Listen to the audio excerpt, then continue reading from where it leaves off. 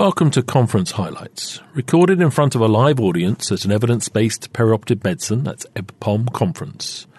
EBPOM are world leaders in perioperative education, so why not join us at our next meeting with a special discount for Top Med Talk subscribers. Look us up on www.ebpom, that's EBPOM.com. Top Med Talk. Well, it is truly my pleasure. Not only have we been so thankful for all of the events up until now, and we've been mentioning Dr. Mike Ramsay's name frequently for being our host, but we also are double privileged because he's giving us the keynote address to end today's sessions. A few words on Dr. Mike Ramsay. Chief of the Service and Department of Anesthesiology and Pain Medicine here at Baylor University Medical Center. President of the Baylor Scott and White Research Institute. He serves as a member of the Baylor University Medical Center Board of Trustees and is past president of the International Liver Transplantation Society. In addition, Dr. Ramsay, so many of us already know him for his very infamous Ramsay sedation scale, and he obviously was the developer of that very, very iconic and important tool that we've used to measure and interpret depth of sedation in patients throughout their critical care unit stays. It's really been a very important tool that's been adopted around the world. He also is a member of the board of the Patient Safety Movement Foundation since its inception. Dr. Ramsay has been an active participant in the annual Patient Safety Summits. He's received many awards, among them an award for his work on preventing opioid-induced respiratory depression, and has spoken ardently about patient safety both nationally and internationally. He's committed to making our hospitals safe, and he has been really paramount in an event to prevent deaths to zero worldwide. He's giving me the hook. I could go on and on. Many publications, hundreds, and I wouldn't do justice to just cut short, but I'm going to because he's too humble. Thank you. Thank you. I think I'm all... So, Sol, thank you. Monty, thank you. Desiree and your whole team, thank you very much for coming here and bringing this phenomenal meeting. It's really been a great education for me, and I think for the attendees, we're very honored you'd be here. And my topic is patient safety, because I think that's what enhanced recovery is all about. It is keeping our patients safe, keeping them well. I've just gone through a personal experience. My wife had a total hip replaced 2 days ago. She got out of the hospital within 24 hours, no opioids, no PONV, and she's walking. So I'm very thankful to that too, because it's enhanced recovery. So to talk about this, I do have a disclosure. I get research grants from Massimo Corporation. So the vision is zero, and that's of the Patient Safety Movement Foundation. Healthy people are dying in hospitals.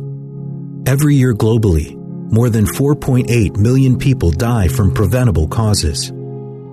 Preventable deaths in hospitals are the third leading cause of death in the U.S., behind heart disease and cancer. And this problem isn't just measured in human lives. The social cost of in-hospital adverse events is estimated to be between 18 and 45 cents of every dollar spent on U.S. healthcare. That means of the $3.5 trillion spent on healthcare in 2017, medical errors account for $1.44 trillion. This all may feel unsettling, but there is hope. We are the Patient Safety Movement, and we've made a commitment to drop the number of patient deaths by preventable causes to zero by 2020 by unifying the healthcare ecosystem and implementing a commitment-based movement, actionable patient safety solutions, and an ecosystem for predictive algorithms through data sharing. We can, together, eliminate preventable deaths and dramatically reduce the cost of healthcare worldwide. Last year, we reported 81,533 lives saved by committed hospitals. And this year, we're excited to report that 90,146 lives have been saved by hospitals that have taken action. And with your help, we can get to zero. But we must act quickly. as we're going to need everyone to lead us to zero. We're going to need policymakers to create incentives for change, healthcare technology companies to sign the Open Data Pledge, and healthcare providers to implement proven processes such as APSS to save lives, so that patients survive and families don't have to mourn their loved ones. Your commitment could make all the difference for her family, his family, their family, and your family. This is more than a mission. It's a commitment-based movement. Commit today so people can live tomorrow.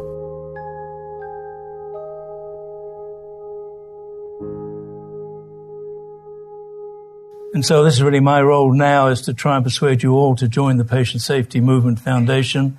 It's just a commitment, no money, just get involved and come up with the best solutions to prevent all these preventable deaths.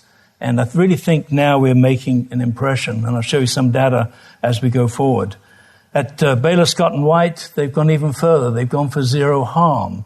So when you think for every death, and we know there's somewhere between 200, 400,000 deaths that are preventable a year, there must be 1,000 patients that get harmed. So this is a very, very tough goal to go for. But the hospital and healthcare system are committed to it. So the vision is to get to zero by 2020. That's next year. We're still a way off.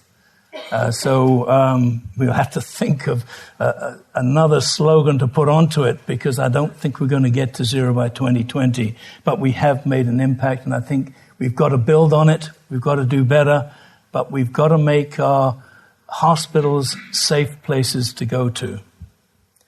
And these are the facts, and we heard them on that video, that there's a tremendous amount of money cost because of preventable errors. And what is an error? It's an inaccurate diagnosis. Hospital-acquired infections, they can be prevented. Medication, wrong dose, wrong medication, wrong patient. Poor handoff communication. Poor communication is a very common cause of medical error. And does it happen? Yes, it does. This was in the newspapers just recently at Vanderbilt. Very prestigious, top medical center, and yet a nurse gave the muscle relaxant Vecuronium instead of Versed. The patient was anxious. They wanted a little Versed to relax them. They end up getting paralyzed and pushed into a CT scanner. Can you imagine what a horrific death that was? Total error. She overrode the Omnicell machine or the Pyxis machine to get the drug out. Just put the first two letters in, VE for Versed, VE for Vecuronium. That should be impossible.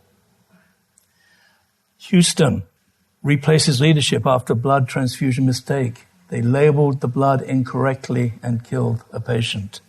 But at least one of the things they did, and it's our ex-president who's there now, they were transparent about it. They were very open about it. And I think that's part of overcoming medical errors, is to admit them, talk about them to the patient. Don't hide them, don't cover them up. And so, sorry, I went backwards there. So some of the problems we cause or we don't prevent: respiratory depression, sepsis, cardiac arrest, hemorrhage. And when you go into a hospital, and this was my concern 2 days ago, this is a cartoon from a Canadian intensivist, Ward Pierce Flemons. And that is, the patient comes in and something bad happens. Unfortunately, we're on top of it, we correct it, and the patient does well. They get to the safe place. The safe place is home, not the hospital. The safe place is home. Get out of the hospital, because occasionally we fail to rescue. We commit an error and we fail to rescue. So failure to rescue, I think, is a surgical quality indicator. We ought to be able to anticipate the problems, identify the problems that occur with patients, and intervene so we do rescue them. No patient should die because of a failure to rescue.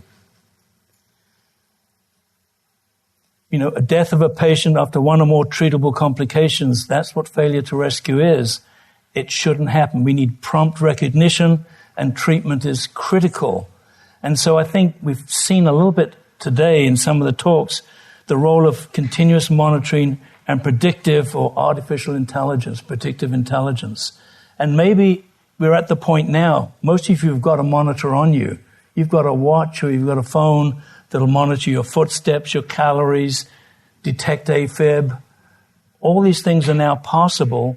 Why don't our patients have them? Why shouldn't they have some small monitor that monitors basic vital signs that can transmit with a Wi-Fi signal to the caregiver to their smartphone and say, go to see patient in room 33, there's a problem. That technology exists. We need to push for it. We need to get it out there to our patients. So these are the strategic goals of the patient safety movement and why I got involved, because it's got a different approach to the problem. There are multiple patient safety organizations, but this one seemed to pull everybody into the puzzle of how we're going to fix this. It had healthcare technology companies, had patients, patient families, healthcare providers, healthcare systems, politicians, even entertainers. And you've got a commitment-based approach. In other words, it's a fresh approach to old problems. We don't want to reinvent the wheel. We want a solution to stop these occurring. We've just seen what's happened with the Boeing 737 MAX that's gone down. I mean, that rarely happens. It's happened this time, but it took 2 planes, it stopped. And they're going to fix that problem, or they'll be fixed. And I think the difference is obviously the pilot goes down with the plane. And with medicine, that's not necessarily the case. But we've got to treat it exactly the same. Every preventable death should be looked at as a plane crash. So this is the people who make up the patient safety movement. And this is the commitment to implement apps. Basically, we try and create the safest practice that's been proven by different hospitals, different healthcare systems, where they can demonstrate they've reduced ventilator-acquired pneumonia, they've reduced or made to zero CLABSI, and show us how. And then we'll put it on an app and we'll publicize it so that other people can copy it and not have to reinvent the wheel. And we involve everybody. Everybody in the system gets involved. And these are some of the committed hospitals and healthcare systems. Some of the partners: European Society of Anesthesia, Australian New Zealand Society, AARC, ASA, Anesthesia Patient Safety Foundation. So a lot of companies, people, organizations, healthcare systems have got involved. The European Society joined last year. Australian New Zealand Society joined last year as well. And I got the opportunity to go over there and meet with their president. And healthcare technology companies, well, how can they commit? They can commit by sharing data. Not sharing IP, but sharing data, so that we can use the data from different monitors onto a single monitor, so that it all interacts, communicates, so that we can develop early warning systems that something's going to happen. As we heard at lunchtime today, using artificial intelligence, you can tell when somebody's blood pressure is going to drop. Well, let's put all that information together and present to us, the caregivers, warnings that somebody's going to get into trouble. And these are some of the technology companies that are involved. Some are here today. Thank you.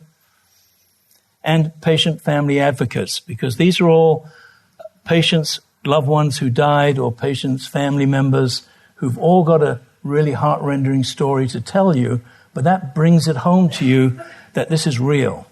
This isn't something that happens to somebody else. It happens to us. And just an example, Pete Conrad was an astronaut. He got to the moon and back. He got the technology to get to the moon and back safely. He came off his motorbike in Arizona and got taken to hospital, and they missed a ruptured spleen. He died of a slow hemorrhage from a ruptured spleen. Imagine that. Get to the moon and back. We've got the technology. We can't pick up bleeding and blood loss. This is Leonore Alexander. She was that concerned about the hospital. Her daughter had a pectus carinatum repaired, very painful procedure on your chest, and she had a thoracic epidural that had dilaudid in it. She slept in the room with her daughter, and yet her daughter died, and she didn't detect the fact that her daughter's breathing had slowed down. She thought it was just natural sleep. The nurse came and checked on her 10 minutes before she died, thought it was natural sleep. It wasn't. We have technology now. We could put on patients on opioids to pick that up, because the human eye can't pick it up 100% of the time. So she tells a real heart-rending story about that. So we need policymakers too to help us, encourage us, fund us for the best practices, maybe hurt us for the bad practices if you don't move into line to take the best care of our patients. And that's happening. And these are some of the policymakers. There's Sir Liam Donaldson, who is the Chief Medical Officer for England. He's very supportive. Jeremy Hunt was the British Medical Health Minister. He's been very supportive indeed. He's now their Secretary of State, so he's moved on a little bit, although he did come back to Dubai a few months ago as Dubai and the Gulf states joined the patient safety movement. And he's been a big advocate, particularly about opening up honest mistakes, not punishing people for honest mistakes, but advertising them, talking about them so somebody else doesn't make the same mistake. If you cut corners, there's absolutely going to be accountability, though. The head of the World Health Organization, very much involved. And, of course, politicians. And they're actually, when they get involved, and we have them from both sides of the House in the United States, they've been very powerful advocates of patient safety. And they're politicians, as you can see. So every hospital leadership, every healthcare leadership have got to get involved, because it comes from the top down. We have to push them to create these high reliability organizations. The culture of safety has got to be right across your system. And I must say, I'm pleased to say that when my wife came through 2 days ago, I was very impressed by the safety measures that everybody was taking. But to err is still human, and if you're in a third world country, it's still safer to stay at home than come into your hospital. The mortality, if you get sick going into the hospital, is higher than if you stayed at home. That's unbelievable. The Candor program came out of University of Illinois and now is at MedStar. And basically, they're very open about any mistakes they make. They will tell a patient within 30 minutes or family, we think we made a mistake. There's no charge from care from that point on. There's a credit card given actually to the family to pick up expenses from that point on. And they do a root cause analysis. They look at it. If it wasn't a mistake, then they come back and explain what it was. If it was a mistake, they continue with that action. And they do sit down with the attorneys as well. And they work out a very quick settlement. And that's reduced serious patient safety events by 65% since 2012. It's reduced the cost of care associated with serious safety events. But more so, it's saved $70 million in lawsuits. It's not that some patients aren't angry, but the plaintiff attorneys would rather waiting for 5 years for some kind of judgment. They'd rather get funded within 6 months, and the hospital will pay them. And so it's a win-win for everybody. And it advertises what happened so that everybody in that healthcare system learns from that mistake. It's not hidden at all. Rather like Houston there, where they advertised, they showed, they were transparent about what happened. So we want hospitals and healthcare organizations to make a commitment and measure and show the results. And so we create these actionable patient safety solutions, which you can all log on to. It's Patient Safety Movement Foundation on the website.org. And you can look at them all, just click on and see what they are. If you've got something better you think is safer and you can prove it, we'll add it. Or we'll change it to make it the app. But we've got to have solid data that actually has prevented a problem in your hospital. And so far, with independent auditors, it looks like we're somewhere around 90,000 lives saved. Hospitals involved, 4,700. Technology companies involved, 90 or 89. And if we look at an independent group, the AHRQ, they'll show some of the improvements that come across the U.S. hospital systems. Not everything's improved. Surgical site infections are still there. They haven't moved, and pressure ulcers have increased. But just about everything else has come down. From CLABSIs, CAUDI, adverse drug events, obstetric adverse events, falls, all these things have improved. This was just published a month ago. And so it's very current data. So we're making an improvement in this country, and we've got the opportunity to make an improvement right across the globe. Nosocomial infections, it's a strange word. What does it mean? It means an infection you didn't come in the hospital with. It's an infection you got in the hospital. That should be totally avoidable. That means somebody didn't wash their hands. Somebody didn't scrub the hub of the IV before they injected a medication. And that gives you central line infections. Ours is not zero here. We've been zero for the last 9 weeks. We know each one we get, but we've had 7 this year. And they've all been related to dialysis catheters. And so we're really looking at each one like a plane crash to see how we can prevent it. This is Memorial Hermann Hospital. They got their rate down to 0. And at the same time, not only did their central line rate go down to 0, but so did their ventilator-associated pneumonias. What was the key factor in all that? It was washing hands. And they audited it. They made sure from secret shoppers watching, everybody washed their hands before they touched the patient. This is our hospital, and this is what we got involved in a number of years back. We noticed on our trauma orthopedic floor, we had 40 rapid response team calls in 1 month. And of those, 38 were given Narcan. Most of them were returned down to the ICU for another 24, 48 hours. They were all opioid-induced respiratory depressions. So we put together a team to look at how could we prevent that.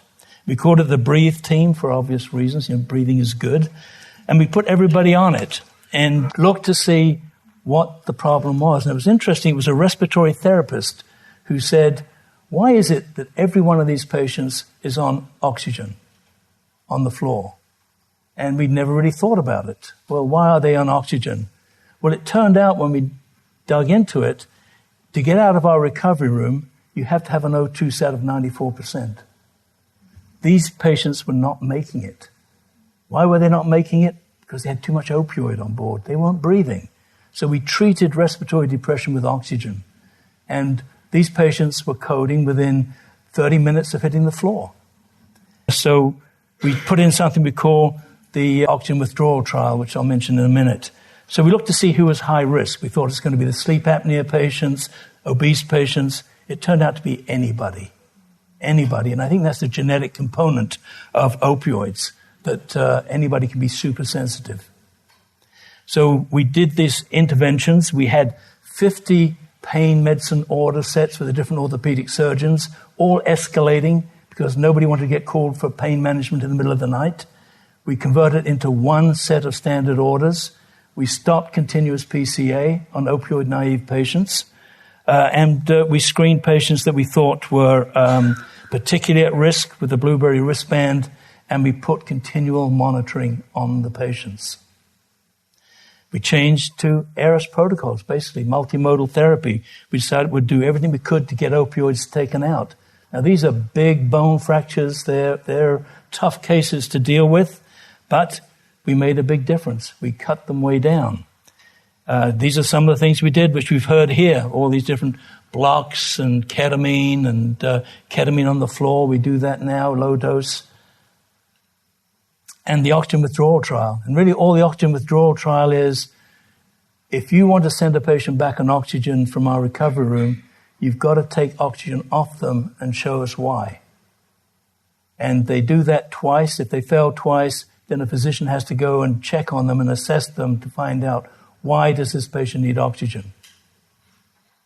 And that reduced these, because pulse oximeter is a late pickup of respiratory depression. If you're on oxygen, your CO2 can be up in the hundreds.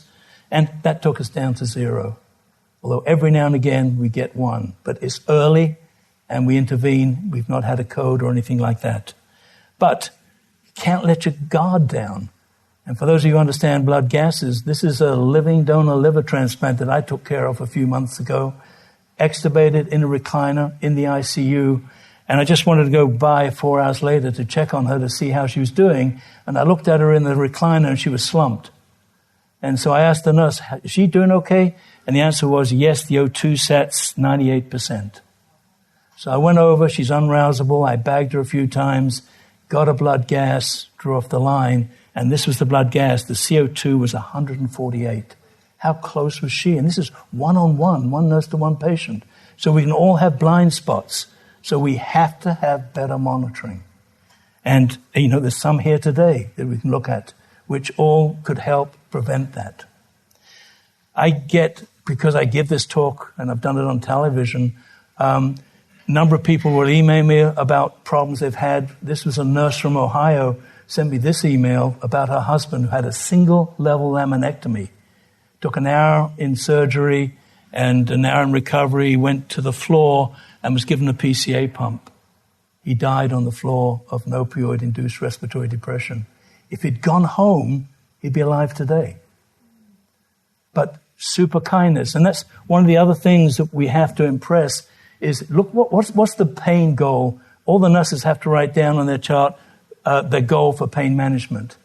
Is it 0, or is it 3, or is it 4? And we push very much that it should be 4. If you've had major surgery, maybe you can feel a little pain.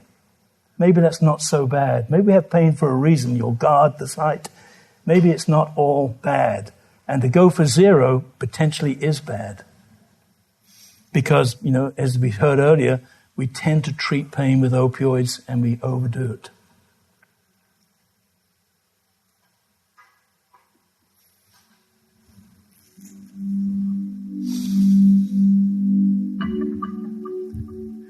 This is a video about an ex-Navy SEAL.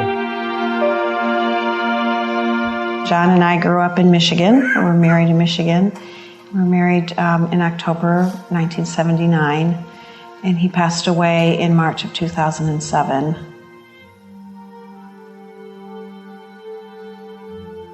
In October of 2006, he went in for his first shoulder surgery. In January, we were at church for New Year's Eve for a gathering, and we were in the gym, and he saw some boys, they were playing basketball, and out of the corner of the eye, he caught a basketball coming our way. He put his arm out to block the ball, and he completely tore the rotator cuff. He was in a lot of pain. So in March, that's when we went back in for his second surgery. John was diagnosed with sleep apnea after he had been suffering severe migraines while he was still in the Navy. And the doctors never explained to us that sleep apnea wasn't just a sleep issue, that it could be deadly, that it was a respiratory issue. We didn't understand that. When he had his surgery, his second surgery, we did tell the doctors and the anesthesiologist and the nurses that he had sleep apnea.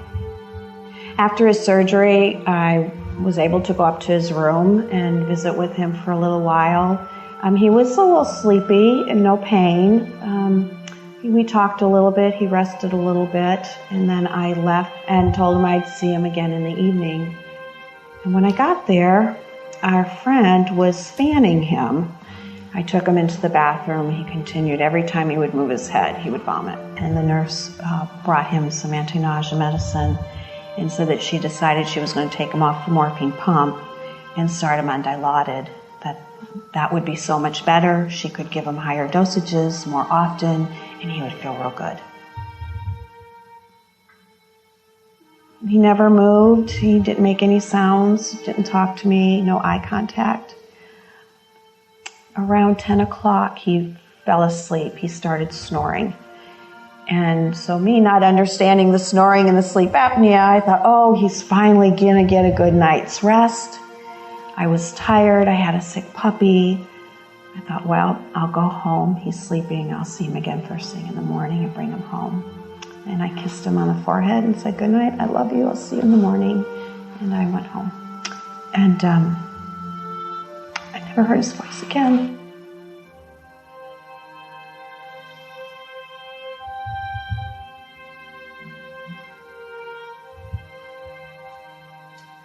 Their conclusion, the nurses and the physicians in the ICU, was that with the medication and his sleep apnea, he went into a deep sleep and his body wasn't able to wake up. He had not been monitored once they removed him from the morphine. So there was no way for anyone to know that he was in trouble. Because John was retired military, his case was reviewed by a chief of anesthesiology at Bethesda, Maryland, the Naval Hospital. And his conclusion was the same as the ICU personnel at Mary Washington. This anesthesiologist went so far as to tell me, Mrs. LaChance, if you had taken your husband home the night of his surgery, he'd still be with you today. He wouldn't have had the problems that he would have had, and he'd still be with you.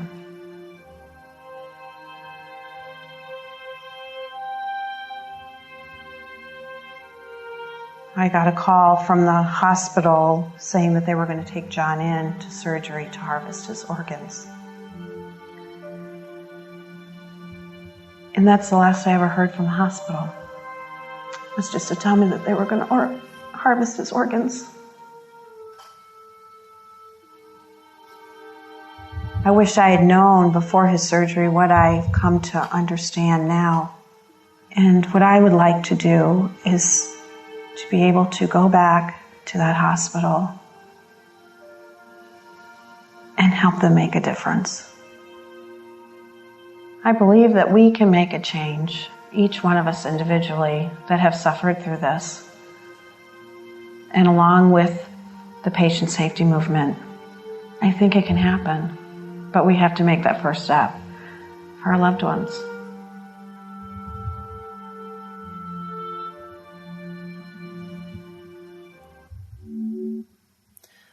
So, no transparency, no interaction, no honesty, and nobody learned from that experience. Fortunately, what we're here today for is enhanced recovery. Hopefully that would never happen in an enhanced recovery program. We'd treat them very differently. We wouldn't just hit shoulder pain with an opioid.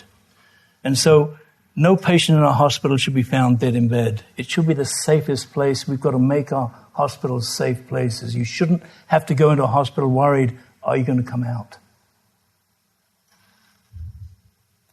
And I think non-invasive monitoring, the time's now. We've got the technology. I think it can be very cheap to apply to every patient, some simple, straightforward monitor that would continuously monitor them while they're on drugs that could hurt them.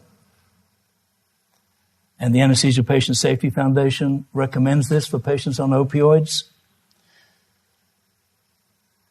And early warning systems so that we can rescue patients when they get into trouble will be alerted. And all these things exist right now. It's just a matter now of pushing our hospitals to purchase something, the people or the manufacturers to make something that is easy, simple, like these devices, and put them on our patients. Because all kinds of devices are now available. Non-invasive, can monitor all kinds of things, even cardiac output. And remote surveillance. Even if we send patients home after, like my wife came home after 24 hours from a total hip, she could be monitored at home. And the signals transferred back up to the hospital, to the caregivers. All that technology is here. So I think that's what we've got to push for. I think particularly those of you in anesthesia could really lead this, that we need to be monitoring patients and we need to create the right monitors so that we can make all the instruments talk together, all the different companies put their information on a screen so we can look and see patients deteriorate, and the monitors can tell us somebody's deteriorating and alert us. Because your car does it, you won't back into that wall, the car will alarm you. We've seen this today, but isn't that great, predictive? I think it is. I think that's the kind of technology we want, and we want it on a lot different things, not just hypotension. We want it on hypoxia. We want it on early fever. We want it so we can get into sepsis faster. And we want all these algorithms looked at, and more people are looking at this latest one and saying how accurate it is. Well, that technology could apply to a lot of different things that would prevent us from finding a patient dead in bed. It would alert us so that we can intervene and do something in time. So I think we've got two prongs to this. One is we do better treatment, which we've talked about here for the last 2 days, of how we enhance the treatment and move away from opioids and drugs that will hurt you. And we monitor patients, because the hospital should be the safest place in the world when you're sick. You shouldn't have to worry that somebody's going to kill you. So with that, thank you all very much indeed, and I hope that you'll join the Patient Safety Movement Foundation and give us some input.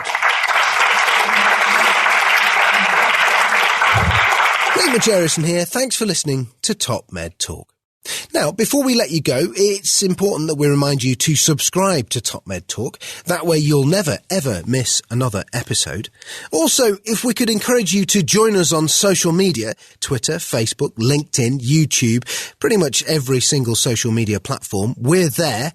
Join us. And finally, check out topmedtalk.com.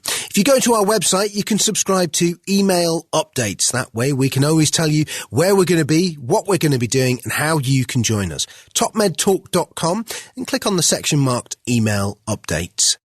Finally, Top Med Talk is proud to act as the broadcasting arm of EBPOM, Evidence-Based Perioperative Medicine. We'd love you to find out more about them as well. ebpom.org is their website. That's ebpom.org. And if you go to ebpom.org/meetings, you can find out about some of the wonderful meetings that we attend and cover across the year here on Top Med Talk. That's ebpom.org/meetings.